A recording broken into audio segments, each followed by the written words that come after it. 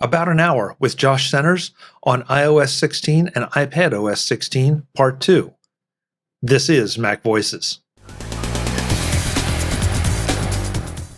Today's edition of MacVoices is supported by Kolide. Kolide is a fleet visibility solution for Mac, Windows, and Linux that can help you securely scale your business. Learn more at kolide.com/MacVoices. Welcome to MacVoices. This is the talk of the Apple community, and I'm Chuck Joyner. Folks, this is part 2 in our first About an Hour With session. This time we talked to Josh Centers about iOS 16 and iPadOS 16, and this is part 2 where we discuss a number of different aspects and also took more questions from our YouTube chat room. Let's go back and hear what Josh has to say. Well, Michael in the chat room says, my view on Stage Manager, it's useful for those who have an iPad with a keyboard and a pointing device.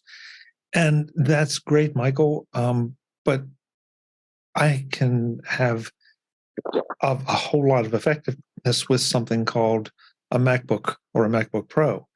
And that's where I get, we're about to go into this argument of is the iPad a production device, or is it a limited production device, or is it a consumption and curation device?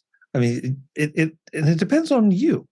But I know so many people that are so hot to have their iPad replace their MacBook Pro, and yet they're, Josh, I'll use your phrase, they keep bolting on things. Sometimes it's hardware they're bolting on to turn it into a MacBook Pro or a MacBook. And so then why not just get a MacBook and be done with it? Yeah, that's really thorny. My mother, I got her an iPad a few years ago to replace a dead MacBook, and she has used that sucker ever since. She loves it. It's the computer she always wanted, and for her use case, it's amazing.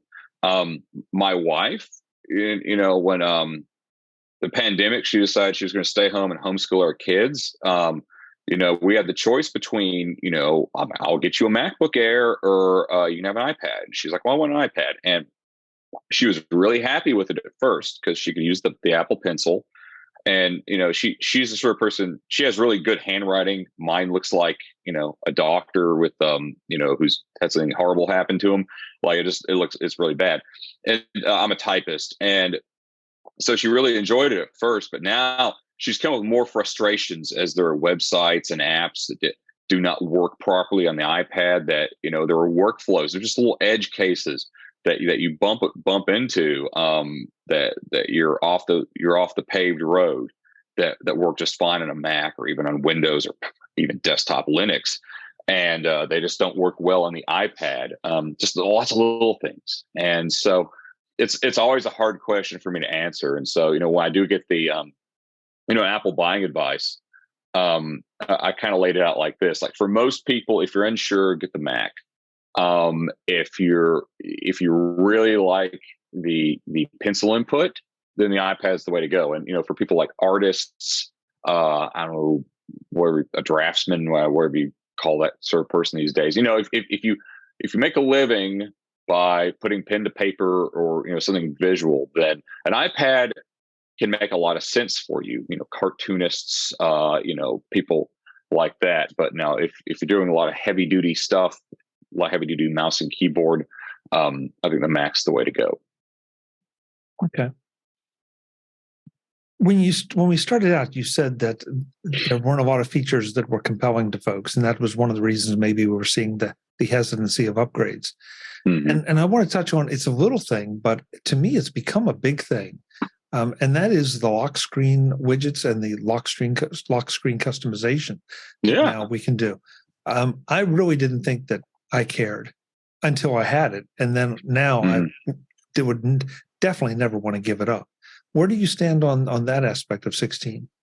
Well, let's be honest. My opinion doesn't really matter. It's whether people like it or not. I'm of two minds on this. I see the appeal. And it definitely has some uses we can talk about. Let me screen share here. But personally, I guess I'm a curmudgeon at this point. I think it's kind of a distraction. It's something to mess with, in my opinion. So, okay, are we seeing the lock screen there? Yeah, got it. Okay. So some of the stuff you can do here, maybe there we go. Okay, so you see I had this weather lock screen, and you can create different custom lock screens. You always have this default. I don't think. Oh, you can get rid of that. Okay. So I got a picture of my wife there. They have these really nice. We'll just look at some of the options.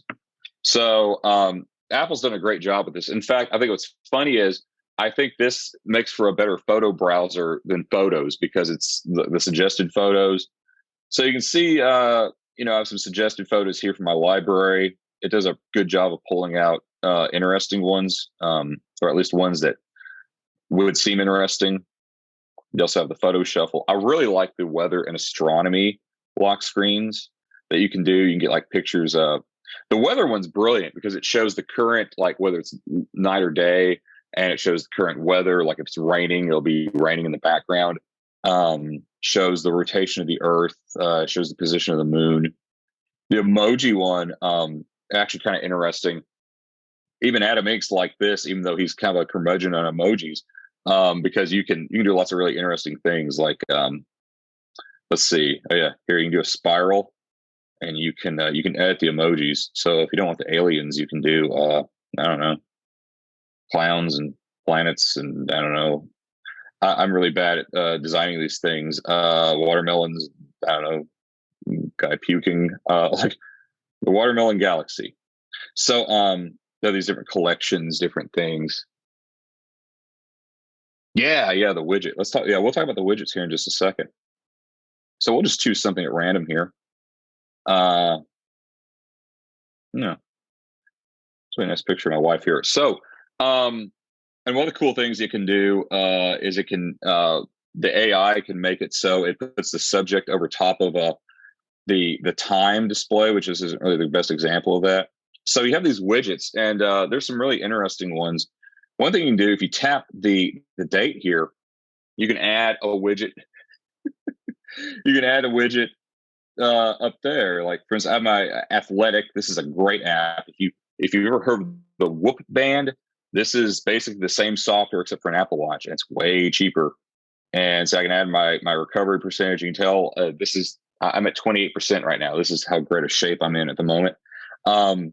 We can add some widgets down here. You can add up to, there are two different sizes, a smaller one and a larger one. You can have 4 of the small ones or 2 of the larger ones. And you can see some different options here. Let's see, overtrained. Yeah, had a good workout at the gym yesterday. And we can do things like, like Michael was mentioning, they have these little HomeKit widgets, climate sensor, security accessory, lights. Yeah, so we'll add some lights. Let me mess with the lights. Screw with the kids while we're doing this here. Some of these are new for me. I didn't realize Grammarly had one now. That's cool.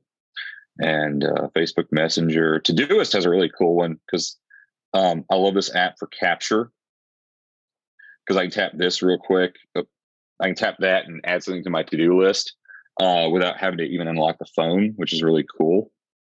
So what did these do? What does this do? And then it says, usually I just set wallpaper pair and it blurs whatever the picture is for your home screen wallpaper. So I can come in here. Okay. And let's see. So that opens up to my lights in the Home app. Pretty cool. And something I should say about the widgets, if you haven't used these yet, they're more like Apple Watch complications than they are.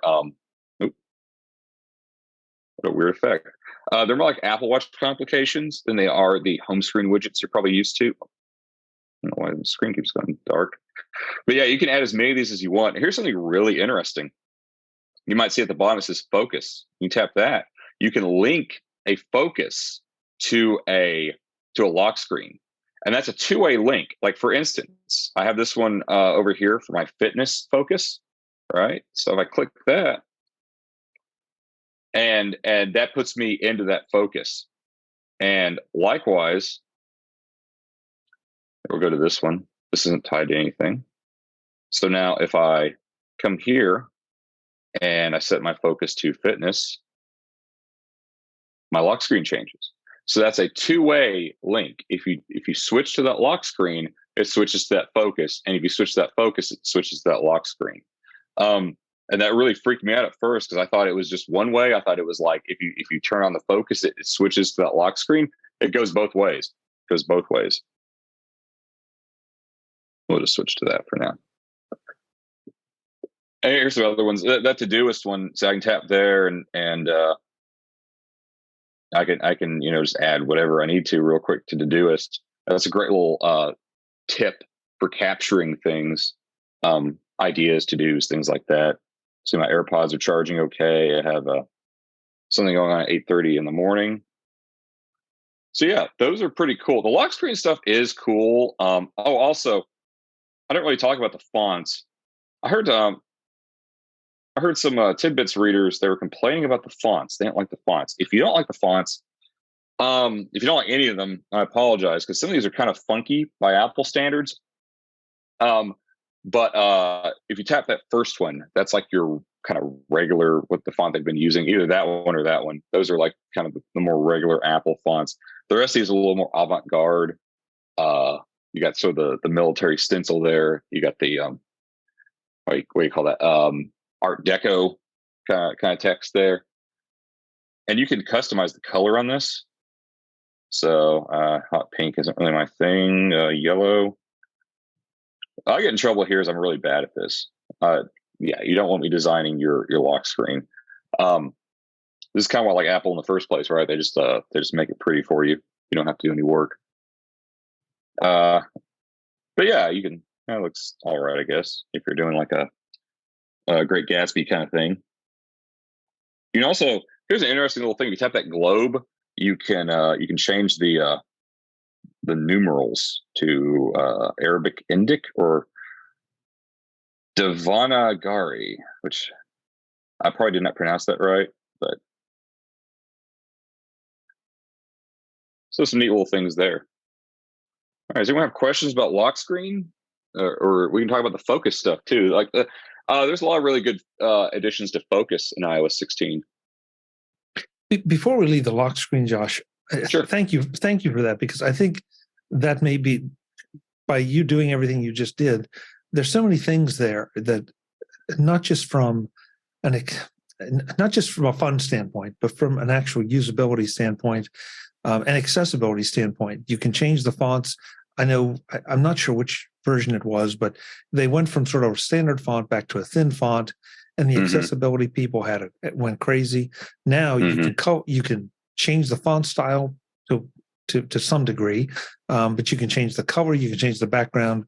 So if you do have any kind of visual challenges, now you're pretty much in control. You may not be able to make it look pretty, but you can definitely make it useful for you. But the one thing and I'm still not quite sure how I feel about it. You just said that you can tap your one button there and go in and add something to your to-do list. So that means if I'm sitting at a restaurant with you and you get up to go to the restroom and leave your phone there, I can tap your to-do list and see what's in the to-do list. Not necessarily. So let me try to do this so it's still locked. Let's see, make sure it's locked. Okay, so if it's locked, you got the little lock right there. I tap that, it should, see, Face ID or Touch ID. So yeah, that's taken care of. That's all done through that security. So okay, I just I'm looking at these things and I'm wondering just how far into your phone can something get, and for that matter, and you got to be careful when you're deciding what you want to have on your screen, because there may be things that you just would rather not have somebody know that you are accessing. I'm not thinking anything terribly nefarious, but if, like, I have on my lock screen, I have a widget for Overcast, so that whatever I'm listening to on Overcast, there's a little display there that says what it is, and I tap it and I go right back to it. And that's great, but it also is revealing to the world what it is I'm listening to. All your episodes of InfoWars and the Bannon War Room, just there for the world to see. Yeah, exactly. So, so yeah, okay. Let's talk about it for a second, because I haven't had a chance to talk about that in a long time. There's a lot of improvements here. There are some things to be aware of. So for instance, you're looking right here. This was not, yeah, this is still locked. If you go to the today view, which is just off to the side there, if you swipe right, you're going to see this, and you're going to see the calendar, weather forecast.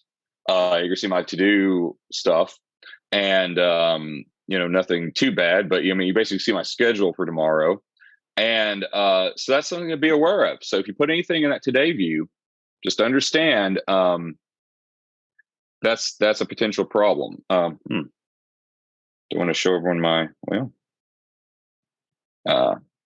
let me stop share just for a second. Yeah, we don't want to see anything we shouldn't, Josh. I have broken. Now let me see. Let me make sure I know exactly where that is. Because there is. See, I haven't had a chance to talk about this in a while, so I've lost where it is. Let's see. Sound. Let's see. Let's search. There are settings. Well, your phone doesn't freeze up. While Josh is playing with that chat room, if there's anything that because we're starting to run just a little bit short on time, if there are any questions you have for Josh or any issues that you want to hear him talk about, please throw them in. Yeah, absolutely. Let's see. So this is embarrassing. I think I've forgotten where to. Let's see. You want me to Google it for you? Is. You probably wrote it on it. I know at one point I wrote about it in a book, but it's been a long time. I see iOS lock screen. We'll just say privacy. You see, yeah. Oh yeah, there we go. Dirt. Where it's always been. It's been a very long day. Very tired. Today's edition of MacVoices is supported by Kolide. Kolide is a fleet visibility solution for Mac, Windows, and Linux that can help you securely scale your business.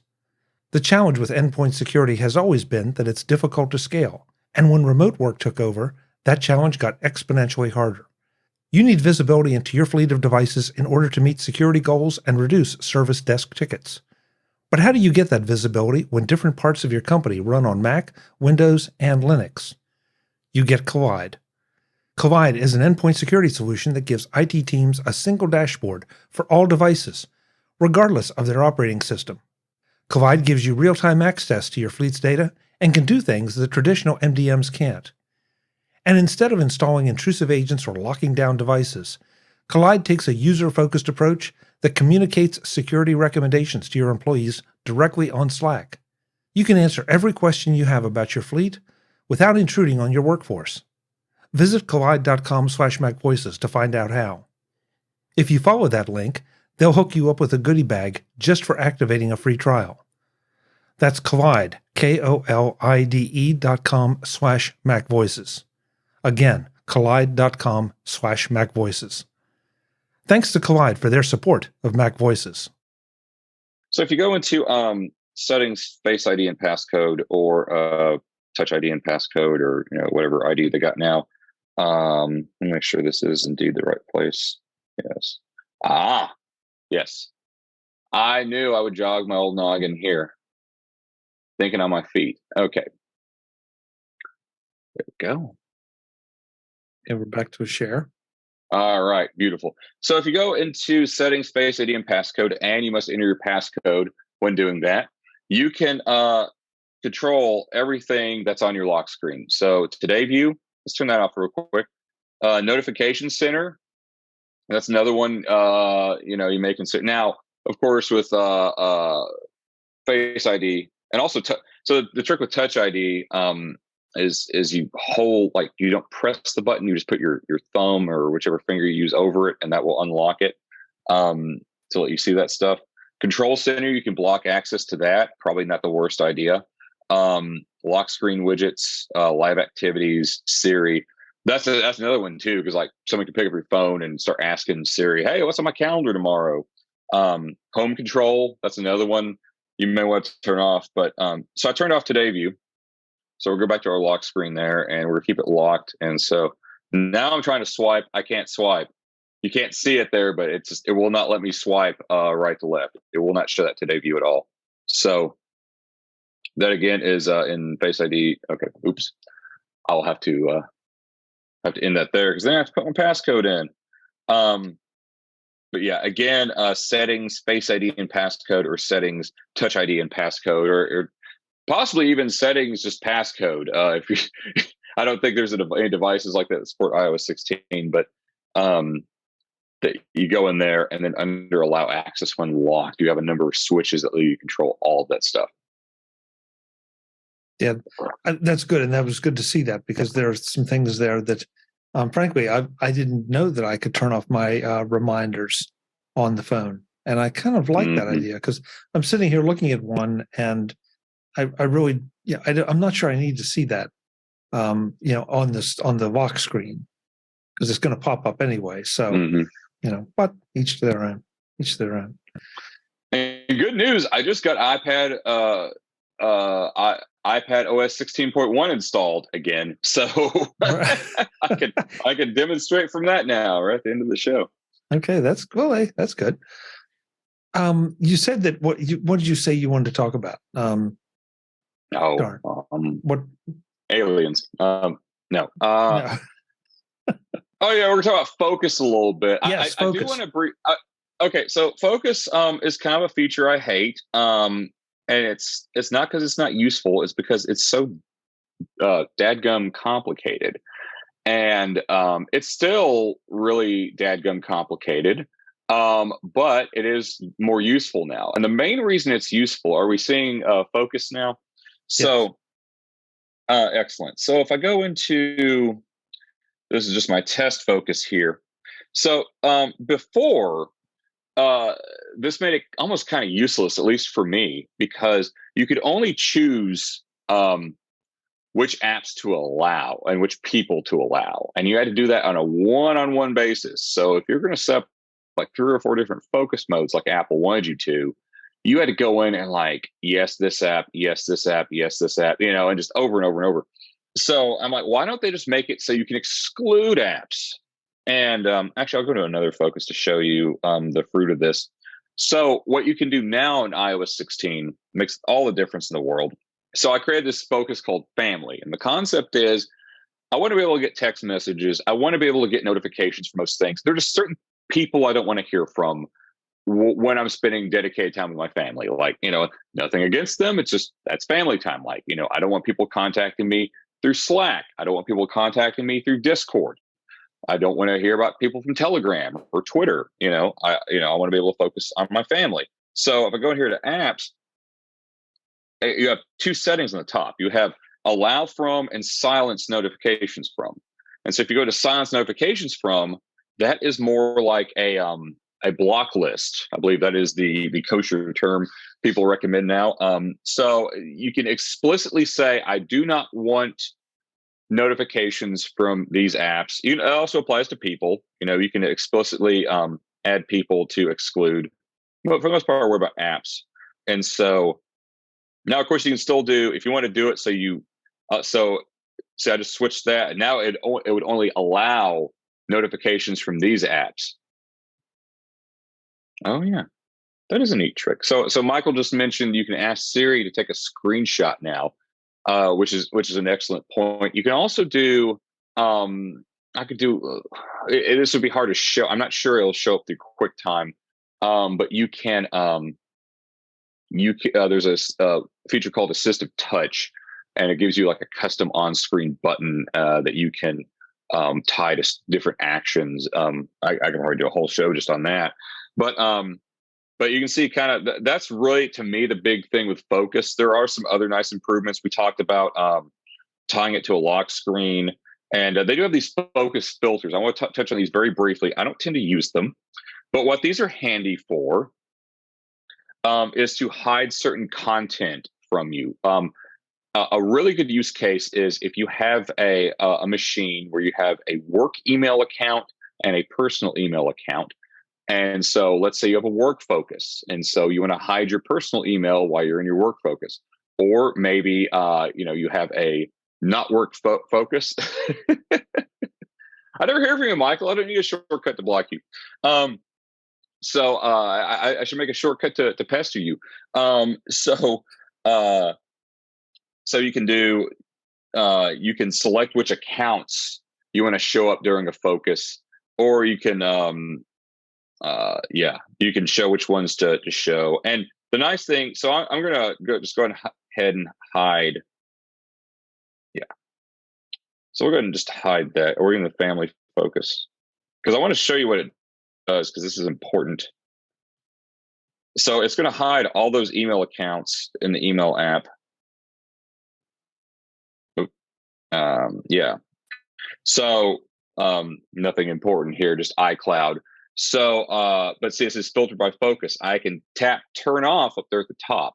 So I kind of warned people about this at first, because I'm very leery of anything that changes the things you see and don't see, because I feel like that could make you feel a little gaslit, I believe is the term the kids use these days. So, but you don't, it's not really that much of a concern. Actually, I'm just delete that filter. I'm not big on the focus filters, but you can also do stuff like you can turn on low power mode when it's tied to a focus. Like you can tie it to your sleep focus, so it just automatically turns on low power mode. Change your appearance to dark. I actually do use that for the sleep focus. And third-party apps can support this, like Noir, which is a plugin for Safari that adds dark mode to any web page. And I'll have to play with that there, see what it does. But, just kind of get a sense here. You can hide different calendars, or show different calendars depending what focus you're on. So yeah, lots of neat little stuff there, potentially very useful. So some quick things about focus. All right, we have just a few minutes, I think. So is there anything else we can cover real quick for everybody? I don't see any questions in the chat room, so I'll just ask the one I was saving for the very end, because I'm not sure you'll have a lot to say about it, but I know you have an opinion about it, Okay. And that is Dynamic Island. Dynamic Island. Yeah, I don't have a strong opinion. Wow. I've looked at this year's iPhones, and I just honestly, like, now that I know, I'm almost certain we're switching to USB-C next year. I think I'm going to try to hold that one more year if I can, just so I can go ahead and make that jump and not have to worry about a transition. I do think it's cool. It's the most interesting thing they've added since the iPhone 10. That, along with the always on screen. I've seen some really neat examples of what it can do. I'm not sure. It's going to take a while to see if people really find it useful, or if it's just a gimmick that's like a pleasant gimmick, or if it's more like the touch bar where it actively irritates people. I don't think it will be, because the touch bar replaced function keys, and people really like their function keys. I know I do. So this is more like of an addition instead of a replacement. So yeah, we'll just have to see how well it takes off. But there are some really neat use cases for that so far. So I'm optimistic. Okay, that's good. That's good. I know the first time we talked, I think it was, we really hadn't seen that much of it, and it felt like a little bit more like a gimmick. But once you get your hands on it, there's something about it, at least for me, that I find compelling, and I'm just anxious to have developers take a little more advantage of it. Well, so, we talked about Apple experimenting and trying different things. Some things work, some things don't, and so it's that's part of the fun, right? Well, you and I think so. At least I'm not sure everybody agrees with that. But hey, Josh, thank you so much. This was a whole lot of fun. I think we gave some folks some good information. And yeah. Okay. Michael says he has a new iPhone 14. He's fonder of Dynamic Island than he thought he'd be. Michael, that's exactly the way I feel about it. I'm anxious to see what happens. Yeah. Oh, and one word, talking about the notch. I have seen some apps now are taking advantage of the notch in ways they hadn't before. There's a game, Gruber linked to it. If you go to Daring Fireball and scroll back a bit, there's like what was it? It's not Pong. It's Breakout. They have a version of Breakout where it bounces off either the Dynamic Island or the notch, and it's pretty fun. So anyway, sorry, had to mention that. No, we got to get the plug-in. Yeah. Josh, I wanted you to go through your contact information so folks can reach out to you if they have questions and find out where else and what else you do. Mm-hmm. Oh, my phone number? No. You can read my current Apple writing at tidbits.com. Of course, you should buy the book, Take Control of iOS 16 and iPadOS 16. Still, brand new is only $14.99. One thing that has not gone up due to inflation. If it had, it'd be like $25.99 or I don't know, $30 or I don't know, whatever it's going to be tomorrow. But for now, same price as last year, and there's an upgrade price if you have the older version, the iOS 15 book. And of course, you get my other books also at takecontrolbooks.com. I'm on Twitter. If that's if you like Elon's new party over there, I am Jay Centers, or just look up Josh Centers. I'm all too easy to find on Twitter. Some other things I do, I have for all your Apple buying needs, applebuyingadvice.com, which I desperately need to update for the new iPads. I haven't quite decided what the best iPad for most, but basically Apple buying advice. I try to be sort of like a wire cutter for Apple devices. If somebody's like, which iPhone should I get? Which Mac should I get? Which iPad? And I try to give like really simple, easy recommendations that are actionable. They're simple enough for most people. And then finally, if you're interested in preparedness at all, I have a Substack called Unprepared. That's unprepared.life. And it's $7 a month, but most of the content is free. Of course, appreciate your support on that. And we do have a lot of good stuff. We recently, I interviewed Emily Hinkle, who just has just the most heartbreaking story ever. Her and her boyfriend, their car got 2 flat tires in Death Valley, and she ended up fighting to survive in Death Valley, and it's a really harrowing story. And if you're into outdoors, it's a good one to listen to, just so you know stuff to be ready for. But on the happier end, yeah, definitely get the iOS book and be ready for playing with all your devices. Great. Josh, thanks so much. We will do this again. Really, really appreciate it. It's been a lot of fun. Now your instructions are to go get some sleep. Yeah, desperately need sleep. Folks, I'm Chuck Joyner. This has been a Mac Voices Take Control live event. I want to thank all the folks in the chat room. They've been throwing comments in, threw some questions in. Really, really appreciate you being here.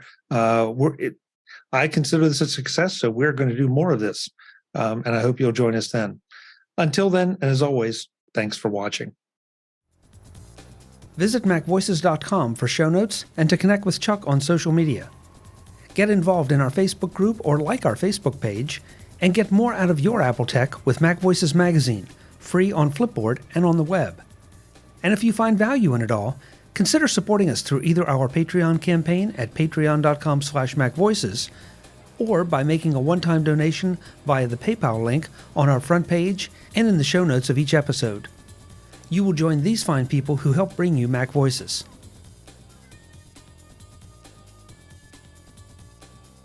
Advertising handled by Backbeat Media at backbeatmedia.com. Bandwidth provided by CacheFly at cachefly.com.